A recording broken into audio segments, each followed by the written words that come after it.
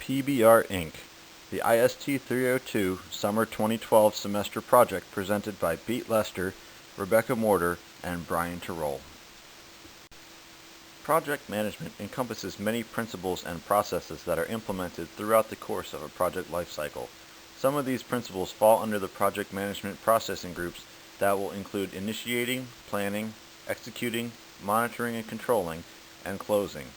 The initiating stage is when stakeholders are identified and what the project is going to be about. Planning is when the entire project is planned from start to finish, including cost, time, resources, etc.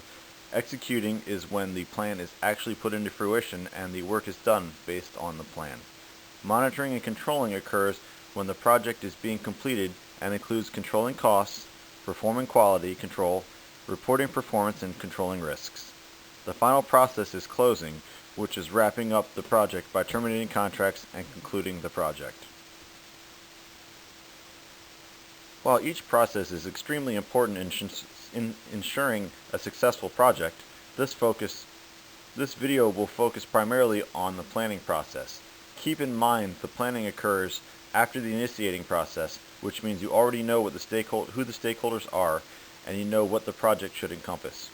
You have an endpoint, but now the object is to properly plan how you get to that endpoint. All of the planning processes usually occur on paper, in meetings, or discussing theory. There isn't a lot of action involved in the planning portion of a project. For this reason, the planning phase is unappreciated and can be viewed negatively, but we all must keep in mind that a proper plan will ensure that there are less surprises while a project is being completed, and it is easier to stay on schedule and meet deadlines if a project is planned properly. The project manager is the primary planner, so the planning process should be the project manager's most important step of the entire project. Every angle needs to be planned so that everyone involved with the project, from the people doing portions of work to the stakeholders who know exactly what's going on, how much it will cost, how long it will take, risks, and final implementation time. During the planning process, there are several things that a project manager can use as tools that will assist in properly creating the project plan so that nothing is forgotten. The project manager must develop project integration management, project scope management, time management, cost management, quality management, human resource management, communications management, risk management, and procurement management. Project integration management is when the project manager develops the actual project management plan.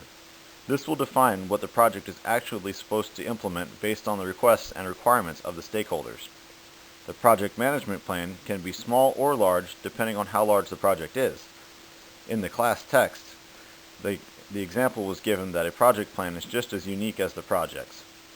A small project lasting months involving only a few people may only include a Gantt chart, project charter, and scope statement, while a large project lasting years, incorporating hundreds of people, will be much more detailed.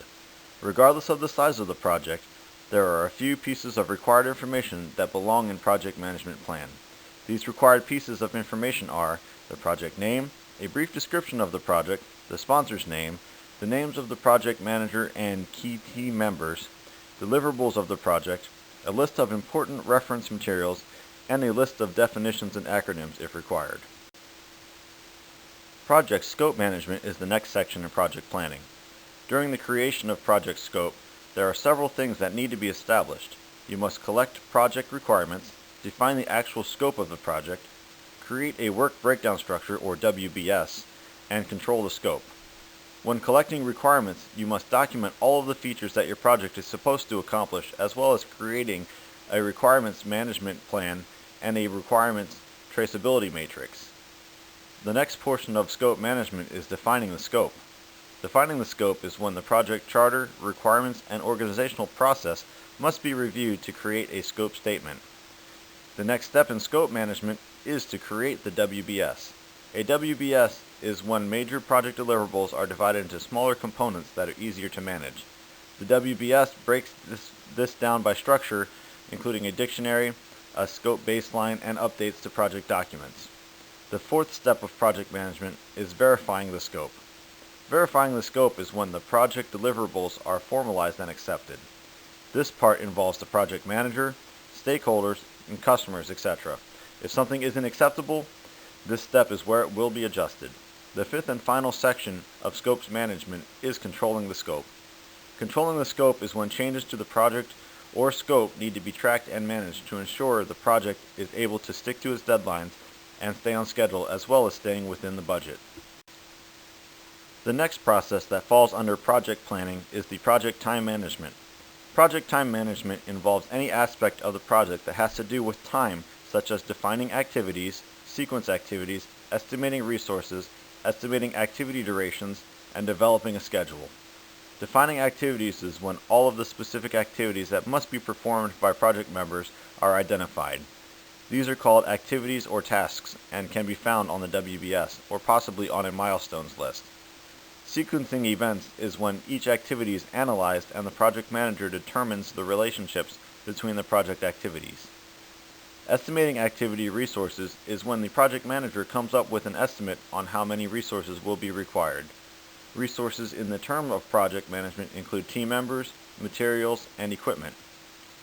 The next section of project time management is estimating activity durations. Estimating activity durations is when the project manager makes an estimate as to how long it will take to complete individual tasks. The estimate is measured in terms of work periods or days. The fifth time management step is to develop a schedule. After the project manager has determined all of the previous steps and made all of the appropriate estimates, a schedule is developed in which tells workers when they will be performing their tasks and to what capacity. This gives everybody involved in the project an understanding as to what is required of them at any given time, as well as gives the project manager a good grasp on the estimated duration of the project. The final function of time management is controlling the schedule. After the schedule from the previous step is created, it is now time the project manager responsibility to ensure the schedule is followed and that the project stays on schedule. Here are a couple slides about project time management. As you can see, documenting project dependencies also includes time management, because each step might have a dependency on a previous step, and that will determine the amount of time that step takes to complete, and it all has to do with determining the overall time length of the project.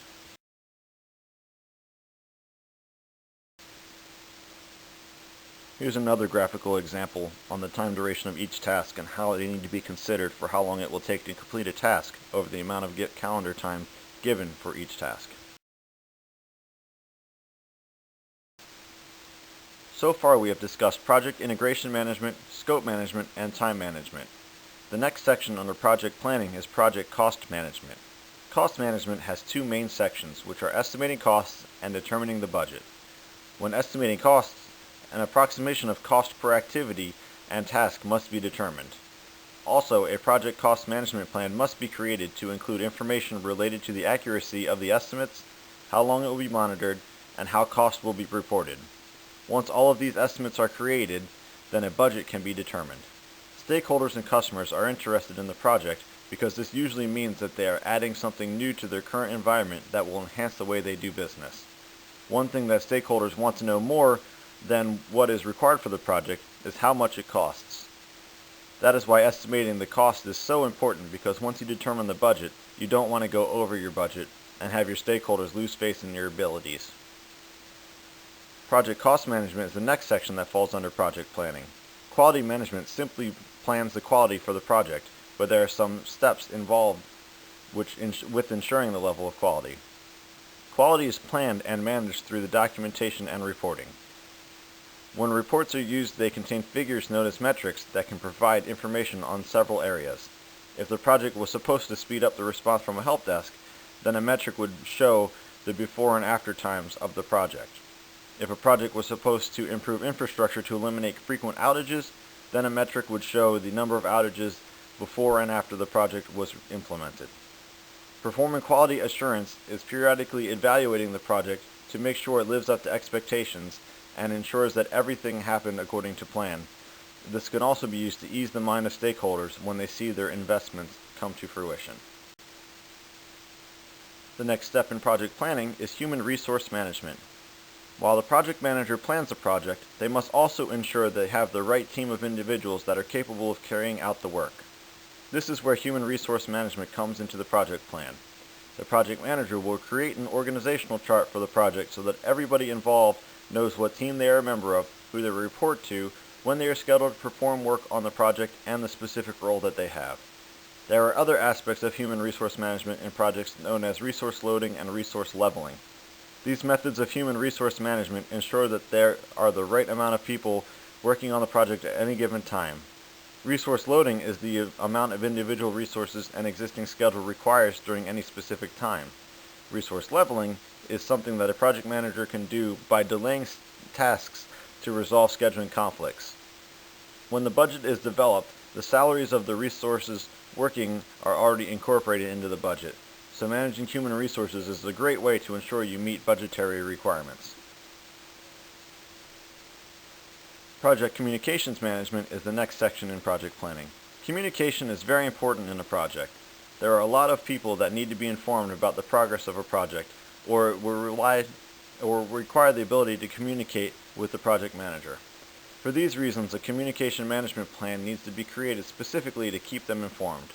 Some of the key personnel that need to be included on the communications management plan are the stakeholders, project members, and any other individual involved in the project. Some steps to ensure a proper communications management plan is implemented. The stakeholder communication requirements must be addressed. The information that must be communicated with a designated level of detail must be decided, and it will be determined who will receive the communications and who will produce it, the frequency of those communications, the escalation procedures, revision procedures, and there should always be a glossary created of common terminology to prevent confusion. The next process in the planning phase of project management is project risk management.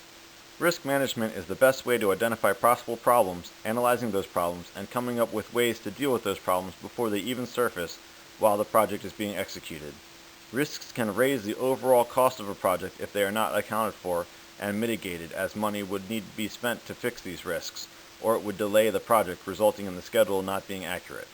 The way to identify risks is to have a brainstorming session with key project personnel to discuss the entire project plan and try to see where potential risks could surface. The next step is to plan for those risks by creating contingency plans or putting in place ways to mitigate and eliminate the risks altogether. The formal steps are labeled as planning risk management, identifying risks, performing qualitative risk analysis, performing risk responses, and monitoring and controlling risk. Here's a quick slide demonstrating some of the importance of risk management. The final process in the planning phase of project management is project procurement management.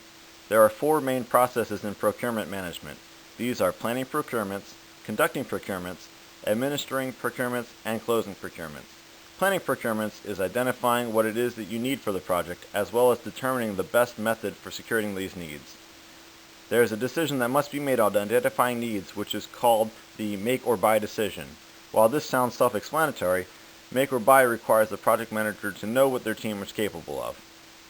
There must be a comparison of the need, then figure out if it would be cost and time efficient to make the need in-house or just to buy an already completed version. These are determined through a make or buy analysis.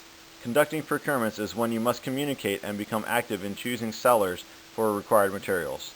Between the conducting and administering procurement processes, there are formal processes called RFPs, which is requests for proposals, in which sellers have an opportunity to offer what they can do regarding a requested service. All of these proposals must be analyzed to see which seller you want to establish a contract with, which goes into procurement project plan, and all costs are maintained and planned into the budget. You have just been informed about what can be labeled as the most important principle in project management: planning. Planning is where all parts of the project is created and the project can live or die based on the competence of the project manager and management team that is creating the plan.